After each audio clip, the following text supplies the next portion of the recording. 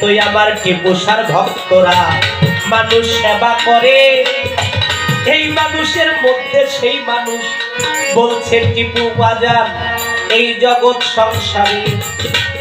তাই mother Teresa একজন মা বললেন, দৃশ্যমান মানুষকে যদি তুমি ভালো না বাসিতে পারো, অদৃশ্য ঈশ্বরকে কিভাবে ভালোবাসবা একবার খুলে বলো। যারে কোনোদিন দেখো নাই, তাই তো এই মানুষের মধ্যে সেই মানুষ, আমার টিপুসার মধ্যে সেই মানুষ বিদ্যমান রয়। যারা ভক্তির নজরে দেখলো টিপুসাকে, সে মানুষ ধন্য হয়ে যায়। জীবের বিশ্বাস ভক্তি যেখানে, জীবের মুক্তি সেখানে রয়। তাই তো আমার কুরবান ভাই সভাপতি সাহেব যারা টিপুসার চরণের মধ্যে নিয়েছে আশ্রয়, দয়াল ভিন্ন অন্য কিছু আশা না করে, এই জগতে ওই জগতে শুধু টিপুসার ভক্তরা টিপুসার চরণের আশা করে। দয়াল ছাড়া আর কে হবে, দয়াল ছাড়া আর কে ভক্তের কাছে, দয়াল ছাড়া আর কে ভক্তের কাছে, দয়াল ছাড়া আর কে হবে। দিবানিশি অবিরত থাকে দয়ালের চরণে পড়ে, এই ভজন শূন্য দেহ খান ধন্য করতে চাই তার পবিত্র চরণ স্পর্শ করে। তাই এই মানব লীলা সর্বই উত্তম, তার উপরে লালন সাইজি আরো গানের মধ্যে পেয়ে গেলাম ভাই কি অধর চাঁদের যত খেলা, সর্বই উত্তম মানুষ লীলা। না বুঝে মন হলি ভোলা, মানুষ বিবাদী, মানুষ অবিশ্বাসে পায় না মানুষ নিধি। কুরবান ভাই টিপুসার মিলত মানুষ, এই মানুষে মিলত মানুষ চিনিতাম যদি, অবিশ্বাসে পায় না মানুষ। লালচান ভাই দেখে মানুষ চিনলাম না, চিরদিন মায়ার ফকির লালন বলে দিন গেলে কি হবে গতি, অবিশ্বাসে পায় না মানুষ। তাই তো যে নামে যার আসে ভক্তি, সেই নামেই সে পাবে। বাবা আদম তত্ত্বটা খুব বৃহৎ কিছু না, কারণ খালি কথায় কথায় সাইজির গান মনে পড়ে। সাইজি আরো বললেন, তুই যেখানে সেও সেখানে তালাশ করিস কারে রে, কাছের মানুষ ডাকছো কেন সোর করে।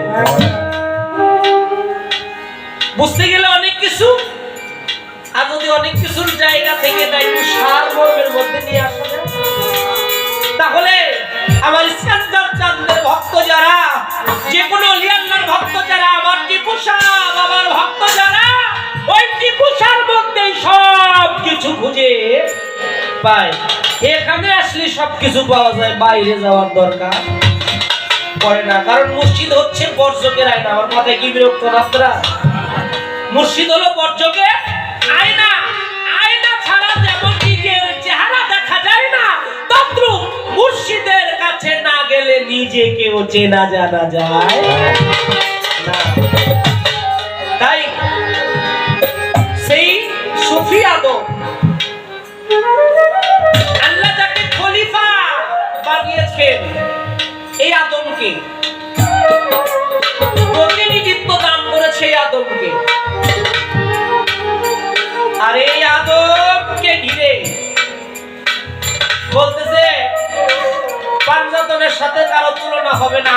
আপনাদের সাথে কারো তুলনা দিতে ভুল করবেও রাজি না। দরদিরা, আচ্ছা, দয়াল নবীর পিতা ছিলেন কে? পিতা আব্দুল্লাহ। তিনি কি কোনো নবী ছিলেন? তিনি একজন আদম সন্তান ছিলেন নাকি? তাহলে আদম সন্তানের কাছ থেকে আসলো আমার নবী। তাকেও কিন্তু শুধু নবী বলা হয় নাই, আদম সন্তান বলা হয়েছে। তা আপনি খুব ভালো জবাব দিলেন, আমার কাছেও প্রশ্ন করলেন, কিন্তু আদি মূলে গিয়ে যদি বলা হয়, সাধকের আমাদের হালিম চিশতি নিজামী তার লেখা একটা কালাম আছে, স্বরূপ নিয়ে দেখো চাইয়া পুরুষ নাই সবই মাইয়া। স্বরূপ নিয়ে দেখো চাইয়া পুরুষ নাই সবই মাইয়া। পুরুষকে খালেক দন সাহেবের গানের মধ্যে শুনেছি কি, অল্প বয়সে জন্ম গেল বাপের বাড়ি, স্বামী কি ধন না দেখলাম যা কি জানো বন্ধুরে, কোরআনে শুনেছি রে আমি, তুমি হও জগতের স্বামী, তোমার নামে সেদিন বয়াছিলাম বিয়া বিয়া, করলা না কি করলা না মোরে, আমি কান্দি তোমার করে, জনমের দুধ গাইতাম পাশ।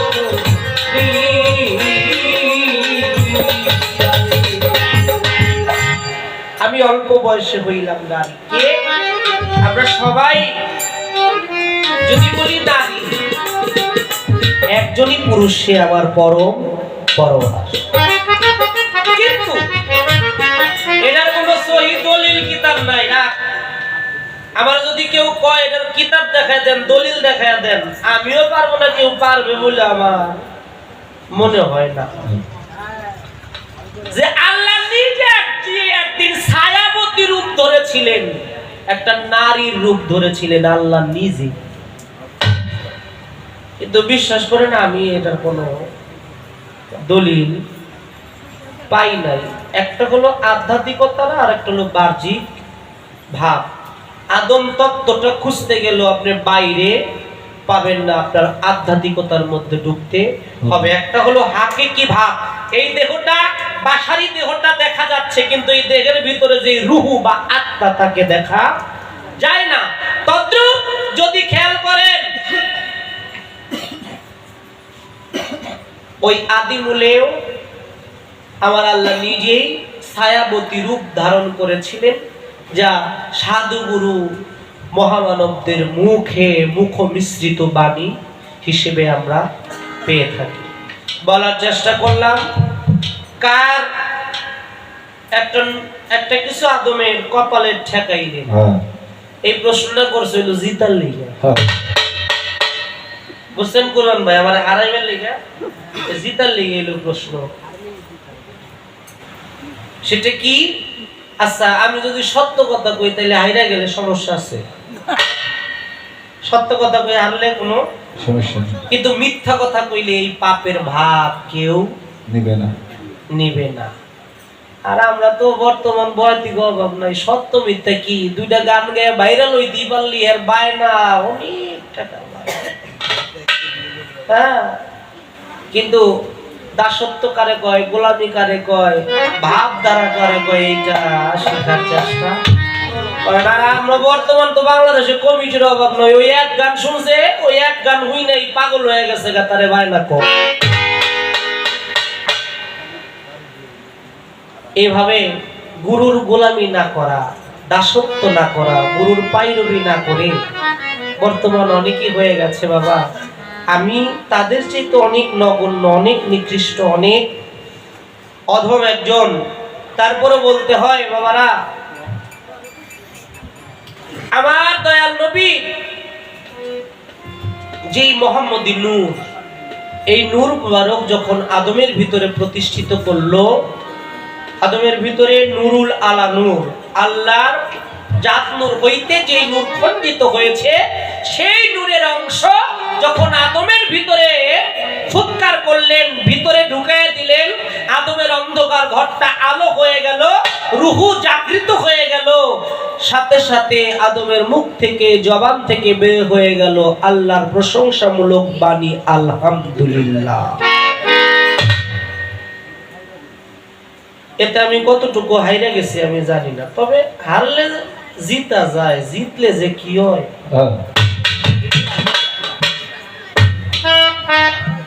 জবাব দিয়েছে ভালো। আমার দয়াল নবী আওয়ালে আল্লাহর নূর, দুয়ামে তওবা গাছের ফুল, তিয়মে ময়নার গলার হার, চৌঠাতে সেতারা, পঞ্চমে ময়ূর, ষষ্ঠমে আদম সুফি বৃক্ষের ফুল, সপ্তমে আমার নবী সেই বৃক্ষের ফুলটা ছিঁড়ে জিব্রাইল আনলো, পিতার মস্তকে দিল, অষ্টমে আমার দয়াল নবী মায়ের গর্ভে গেল, নবমে দুনিয়ায় পদার্পণ করলেন, দশমে আমার নবী চলে গেলেন মেয়ারাজের মধ্যে। এই দয়াল নবীর 10টা ভাব, কিন্তু এই নবী বাসারি আকৃতি পাওয়ার আগেও 4টা ভাবের দরিয়ার মধ্যে হাবুডুবু খেয়েছে। যেখান থেকে কিতাব বলে এলেম হাসিল করেছে, সেখানে আমার নবী রুহু আকৃতি থেকে ইবাদত করেছিল, ডাকতে ছিল, জিকির করতে ছিল। আপনার কাছে একটু জানতে চাই, এই যে নবীর 4টা হালিয়ত পৃথিবীতে আসার আগে, নবী পাক আসার আগে যে 4টা হালিয়ত হইল, এই হালিয়ত 4টার ভাব অর্থ কি? একটা আর নবীর মধ্যে আমরা থাকি না, আমাদের মধ্যে নবী থাকে, একটু বোঝার দরকার আছে না? কি আল্লাহ আমার মধ্যে আছে এটা বিশ্বাস করি না? আল্লাহ থাকলে তো নবীও আছে। কি আপনার কাছে একটু জানতে চাই, নবী মানব কোন অবস্থায় কি আকারে আছে? অনেকে